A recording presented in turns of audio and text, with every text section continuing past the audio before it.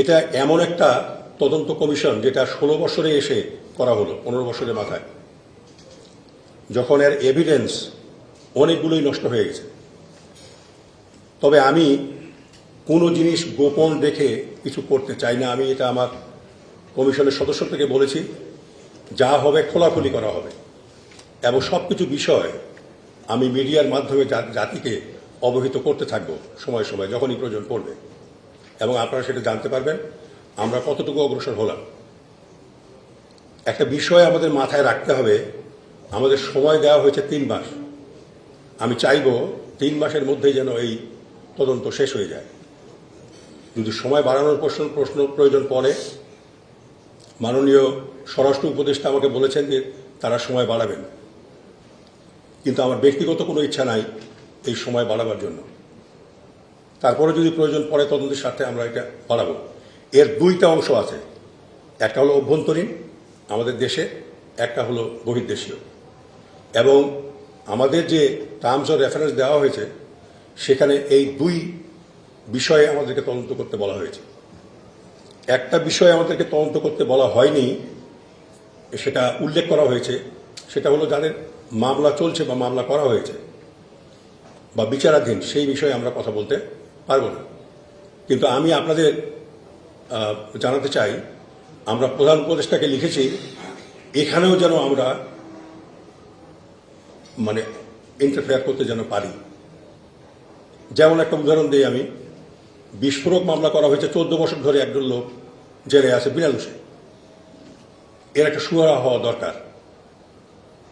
আমরা যদি সেখান থেকে গ্রিন সিগন্যাল পাই, অবশ্যই আমরা একটা বিষয়ে আমরা আমাদের মন্তব্য রাখব।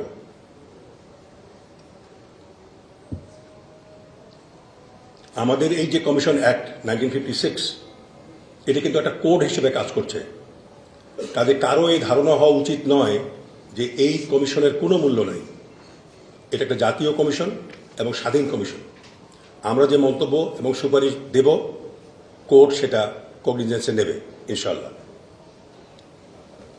আমরা চাইব আপনারা ন্যায় বিচার পান এবং ন্যায় বিচার যেন নিশ্চিত হয়। অনেকে বলেছেন ভারত জড়িত।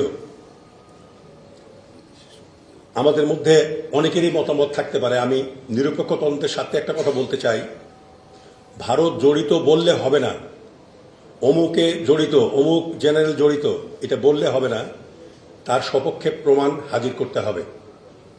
আমি চাইব আপনারা প্রমাণ দেন, যত ছোটই হোক, যত বড়ই হোক, যত গুরুত্বপূর্ণ হোক বা গুরুত্বপূর্ণ নাই হোক, আপনারা এই প্রমাণ আমাদেরকে দেন।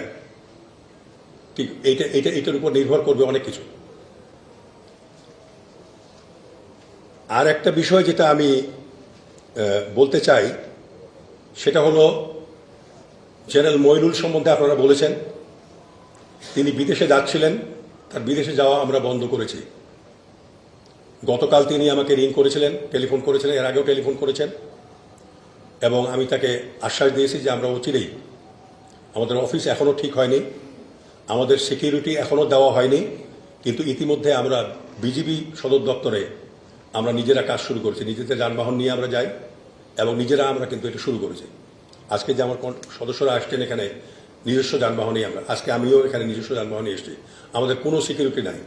আমি আপনাদের আশ্বস্ত করতে চাই, আমাদের সিকিউরিটি যদি নাও দেওয়া হয়, যানবাহন যদি নাও দেওয়া হয়, এই তদন্ত আমরা শেষ করে ছাড়বো ইনশাআল্লাহ। আপনারা নিশ্চিত থাকেন। একটা বিষয় আমি আপনাদের সামনে তুলে ধরতে চাই, সেটা হলো এই যে নারকীয় ঘটনা ঘটে গেল, সেই দিন বিডিআরের প্যারেডের দাওয়াতে আমিও ছিলাম এক ডিজি হিসেবে। আমি সত্যি ঘটনা আজকে আপনাদের সামনে বর্ণনা করছি। আমি ওখানে গিয়ে দেখলাম পদুয়া রৌমারী যুদ্ধের পরে ওই গেটের সামনে যে বিডিআর সদস্যরা দাঁড়িয়ে থাকে, তারা আমার গাড়িতে এসে হুমড়ে পড়ে, মনে গাড়ির কাজ ভেঙে ফেলবে। কিন্তু সেদিন আমি যখন গেলাম, সব থায় দাঁড়িয়ে আছে, কেউ সামনে আসলো না। তারপরে ওখানে গিয়ে দেখি যে উত্তরের গ্যালারিতে, যেখানে প্রায় 1000-2 মতো ছেলে সৈনিক বসে, সেখানে আছে প্রায় 1 থেকে 150 বা 200। আমি ওই দিন ছিল যে প্যারেড শেষ হবে, লাঞ্চের পরে এক্স ডিজিরা ভিভিআইপি রুমে থাকবেন, বিকালে চা খেয়ে তারা চলে আসবেন। আমি সঙ্গে বাড়িতে ফিরে এসে আমার স্ত্রীকে আমি বললাম যে আমাকে ভাই ভালো লাগলো না ওখানে, এটা কেমন যেন আমার মনে হচ্ছে। যাই হোক,